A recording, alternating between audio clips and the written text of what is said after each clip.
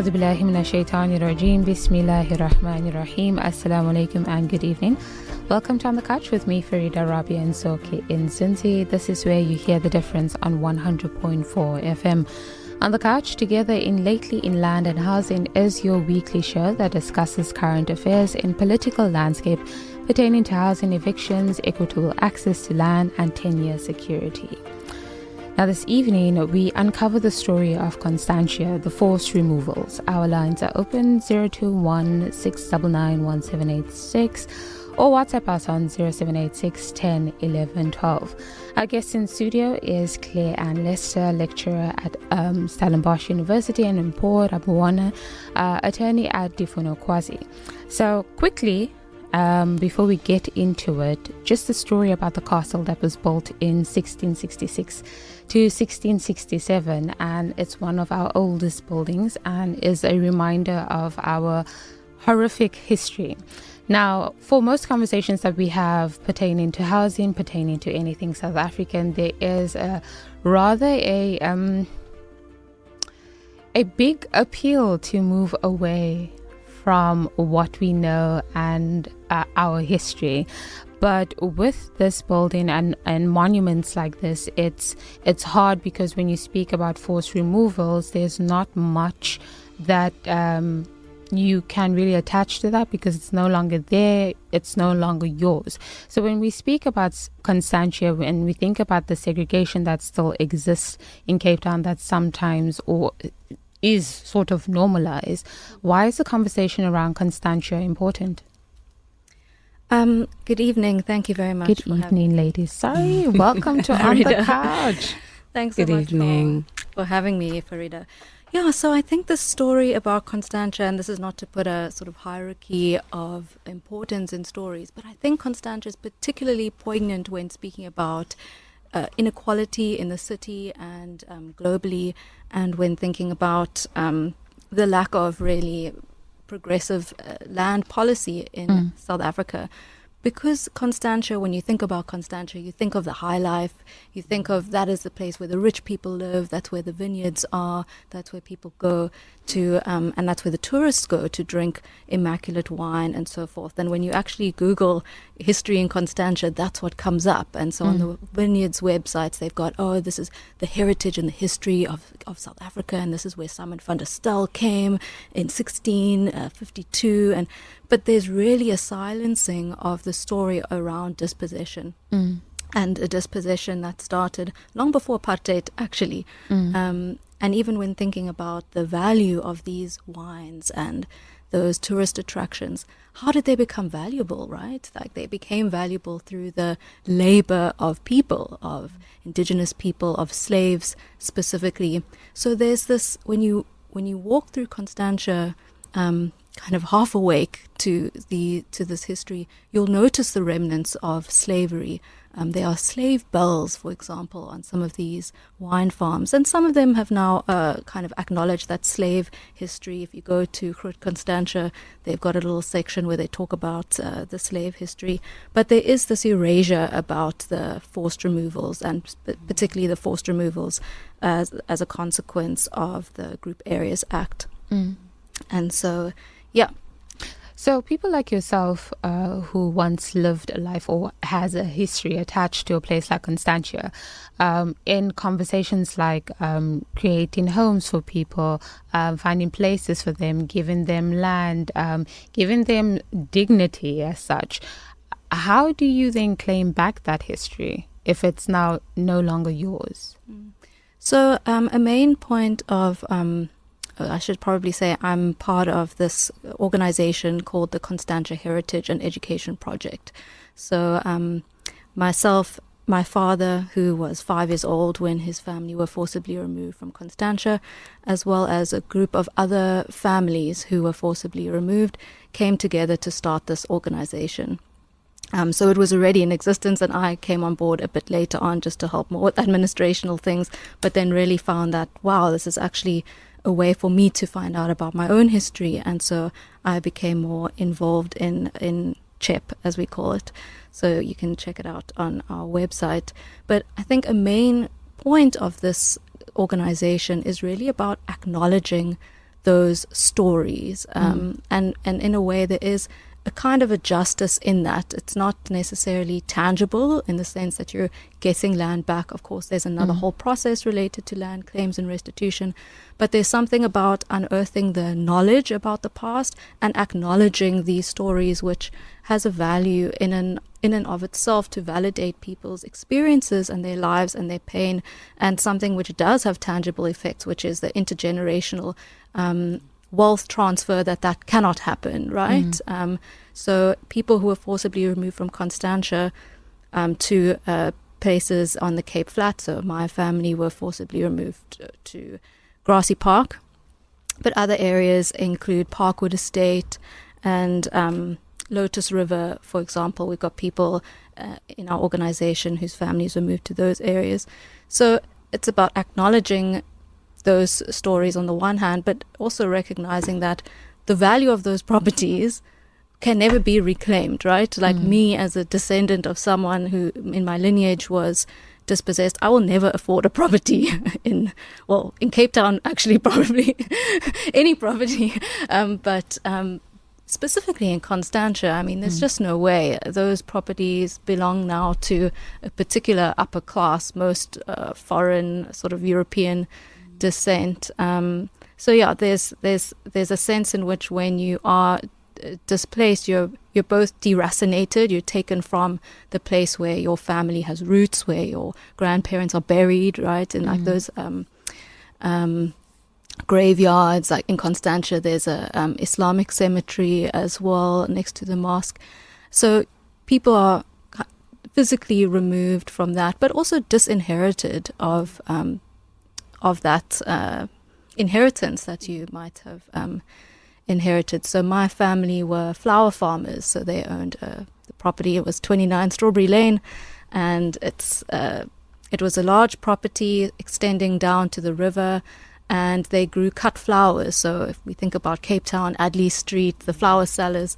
So there was this connection between this part of the Cape, which locals called Constantia, not Constantia. That was the kind of local term for the area, and would grow flowers. So there was also a real local, or what the term now, the popular term is indigenous knowledge, right, around cultivating particular cultivars of flowers, which was really located in this particular area. And when you move those people out to areas like Parkwood Estate, into literally a block of flats, away from the soil, having to leave their animals behind, it changes people, you know. There's a huge sense of loss and grief that comes from displacement. And so part of what the project is doing is really to open up the conversations again, to acknowledge this past of a story which,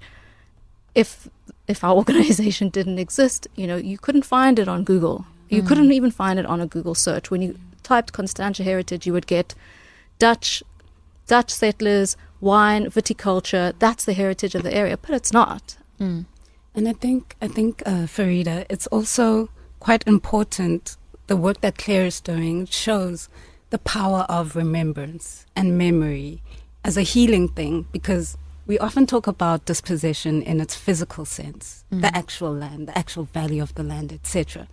But we don't talk about what Claire has just spoken about now, the effects on the actual person, the effects on the people that come after generations. So what are we saying about dispossession's effect on nationhood? What are we saying on dispossession's effect on identity? And we don't really pay much credence to that as a nation even, because we're so focused, our laws, our policies, everything is so geared towards attributing a physical value and trying to give physical redress. But we often don't realize that we as a nation are actually still wounded because there's a psychological trauma that we sit with, that we're not addressing, that came through this dispossession. In my mind, I'm trying to balance this conversation with, you know, people were taken away, they were removed, they were, inheritance, family, lineage, and all of that, and then moving into a block of flats. with the concept of people being frustrated with us always referring back to the past. So I'm trying to strike a balance of, so how long do we remember? What is it exactly we need to remember? If we're speaking about healing as, we remember as we heal to forget. It's very difficult because you don't want to invalidate anyone's story because all stories are valuable. So in conversations like dispossession, homes, housing, land, where's the balance? Because we do get listeners that are frustrated because they want those assets, like give me my house, give me what belongs to me that was taken from me. And of course we understand there's processes and so on. So how are we sensitive to stories like your own, and how are we sensitive to the frustrations of our people? Yeah, well, I always find that those who say, "Oh no, we mustn't talk about the past; it's in the past," are always the ones who actually are holding onto the privilege, right? And who don't want to talk about redress because they want to hold on to particular privileges that were accumulated under a particular system of rule. But it's very important that we understand the history, because the history of forced displacement is connected to the very building of the South African state. And in fact, you can't even understand the creation of the South African state without understanding it in relation to the entrenchment of capitalism in the country, connected to the transatlantic slave trade, global slave trade, which literally commodified human life as property, as individual property, to add value, to create commodities that can be sold to enrich particular people, a particular class of people. And so I find that the ones who don't want to talk about the past are the ones who really want to smear over the fact that we have had an unjust accumulation of wealth in the hands of a small minority in the country, and it's an unsustainable system. So of course people don't want to speak about the past when they're the ones who are still benefiting from the socially unjust system. I mean, even the TRC, the South African Truth and Reconciliation Commission, which was our transitional justice instrument, and a lot of my research is focused on that and other commissions of inquiry, is a main critique of that is that when they were deciding what these gross human rights violations were that they would be remembering, forced removals wasn't included in that, even though the International Criminal Court has classified forced displacement as a human rights violation, as a war crime.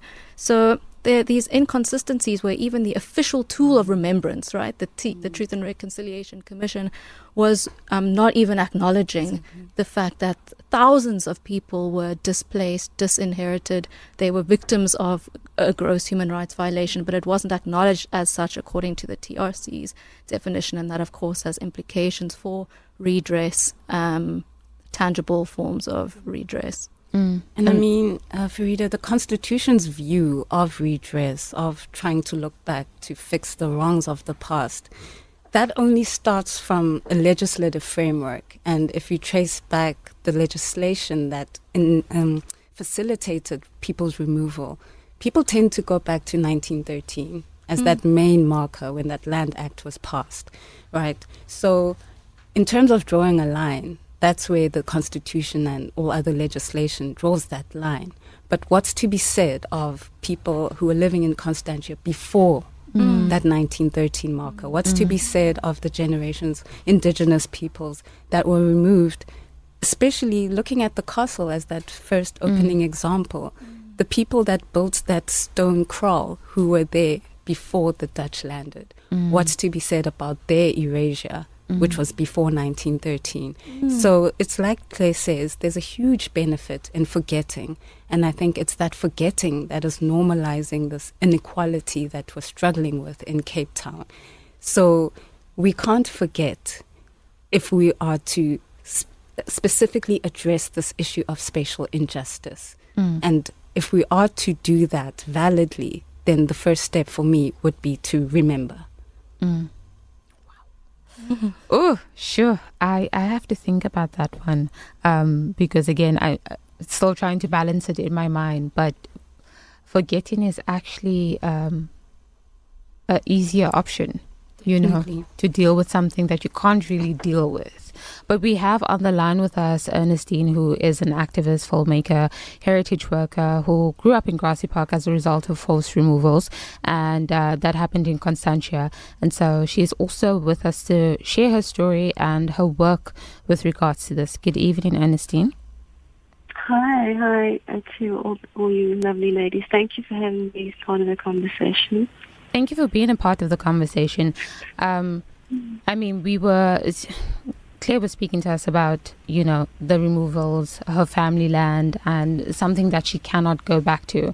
Speak to us about the work that you are doing in, as Mpo is saying, trying to remember as we try to heal. Thank you so much. Firstly, let me introduce myself as the granddaughter of Wilhelmina Peterson and of Chris Peterson, the daughter of Ellen and Ernestine, and I'm the mother of Toby, of Yin and Tongolizile. My grandparents collectively, their people, are historically from descendant of Mozambican slaves, Indonesian slaves, and European settlers, and the Kwame Isakoi of Constantia. And I introduce myself generationally. I introduce myself with remembrance and honor to my people and the lineages that also come forward through me, because this is what we're speaking to, is the erasure, the dispossession of peoples, not individuals, families, grandparents, children, and as such communities. And so I'm glad to hear, I think it was in Paul who spoke to that word healing. We're talking about ancestral lineage healing. That is so important. And we may think it's easy to forget, but we walk these wounds ancestrally in the world, in our lives, and in the damage that was caused. So, for me, having been gifted with a voice, and I sing and I write songs and I can tell stories, these are gifts from my people who were storytellers. And it's important for me that where our stories have been erased, and when I say our, again, I'm not coming as an individual, but as an African woman, we include each other, ourselves as community, our families.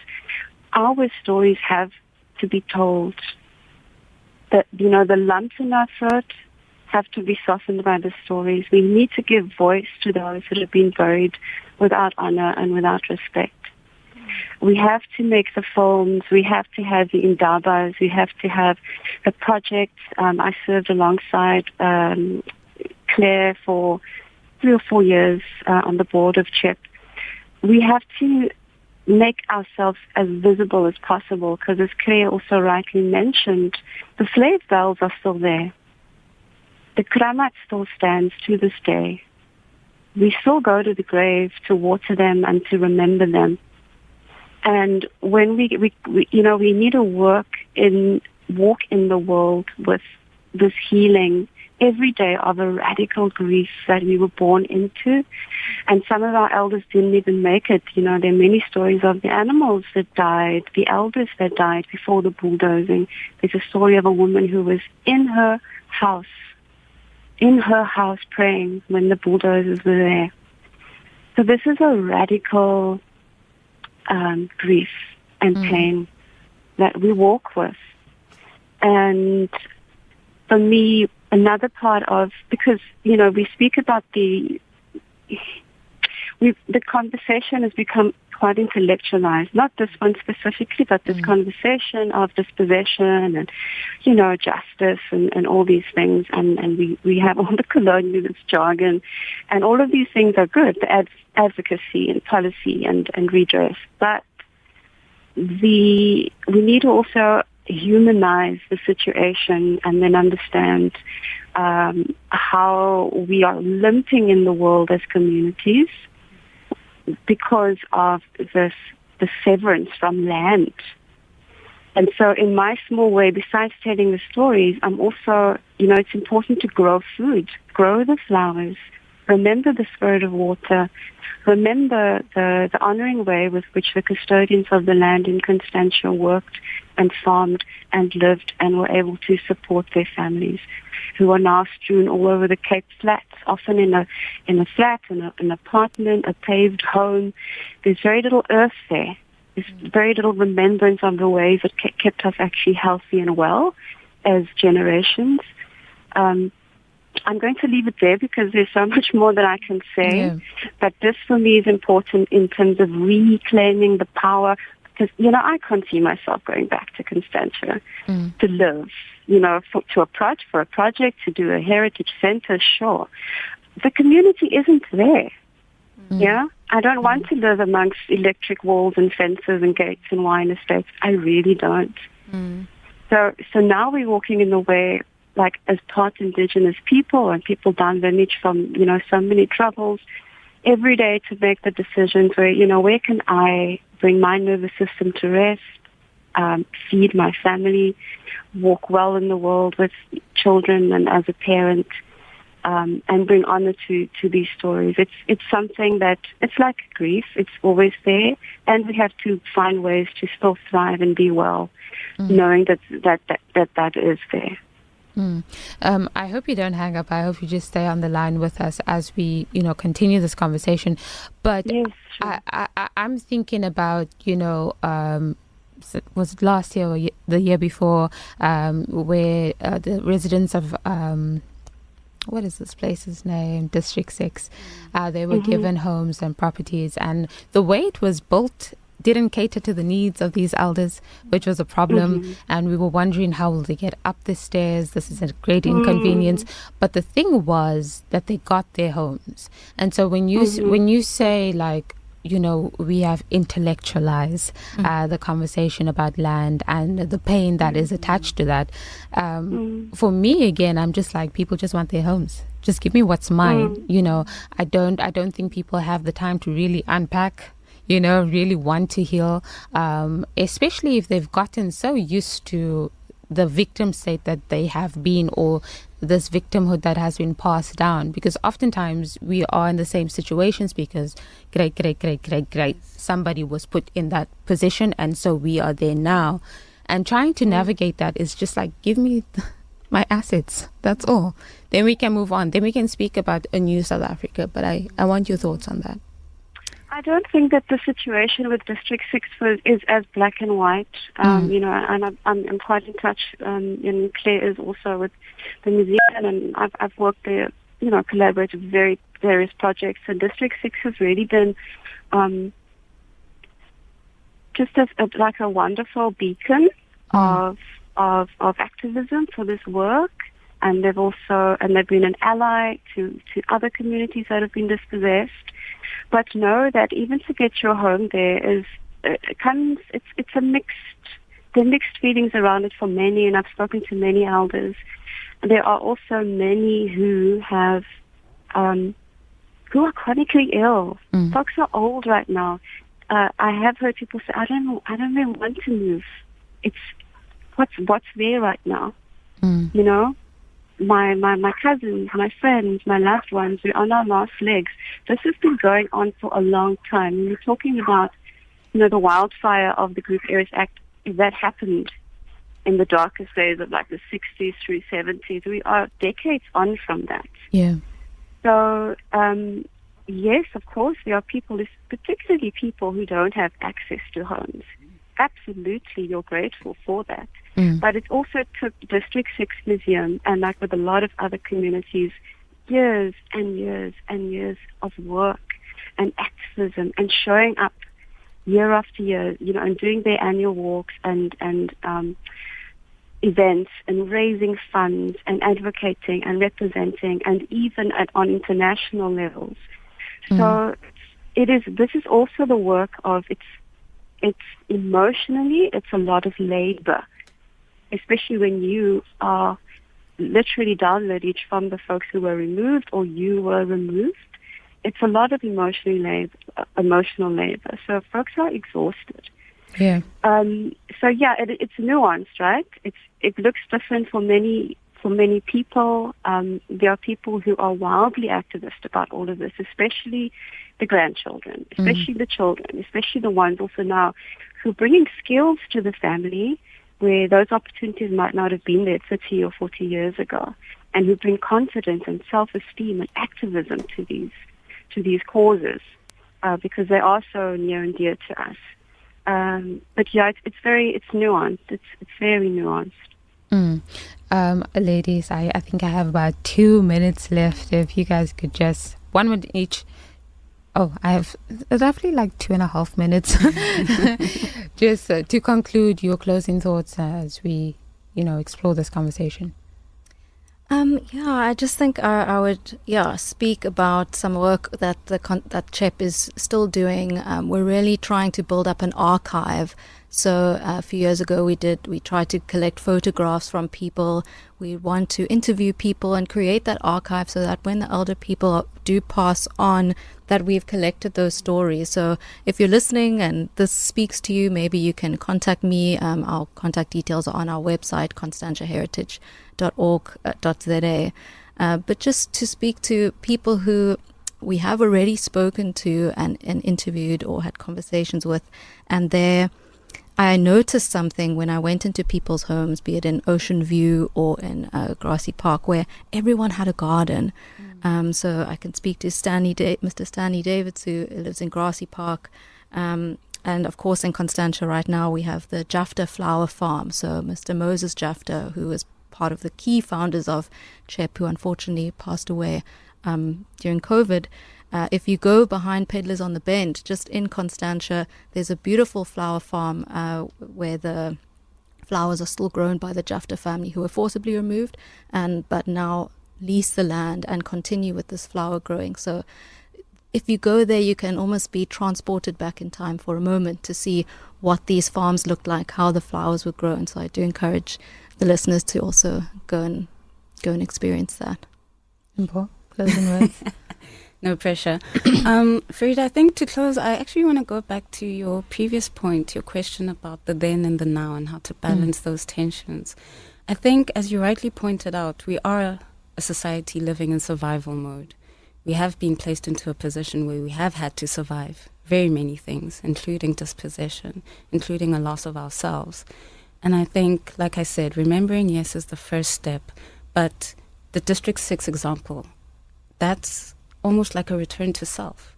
Because even though you don't have the tracts or it wasn't as it was, the fact that you can set your foot there is a returning to self. And people tend to forget that we have this intrinsic connection with the land, with the places that we come from. Land is not just property in an empty sense. It actually makes up part of who we are. It's in our DNA. So coming back to those spaces is a revival of sort. And like I said, a return to self, and part of that healing that we still need to do as a nation.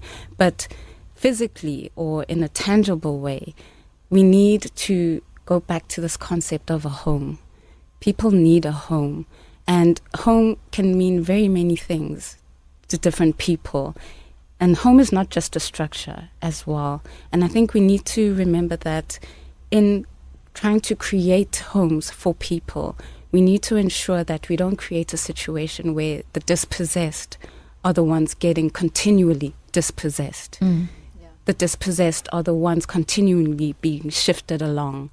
So in our, attempt to rectify the wrongs of the past, I think we need to place front and center what home is in the context of dispossession, and to ensure that whatever spatial justice we try to obtain does not actually continue the dispossession that people have been facing on a daily basis. That there, the voice of Impo, attorney at Difunukwasi, and we had Claire and Lester, a lecturer at Stellenbosch University, speaking to us about Constantia and a place that was once upon a time home. But that's all I have for you guys on the couch this evening. I'm Farida Rabia and Soke in Zinzi. Assalamu alaikum wa rahmatullahi wa barakatuh.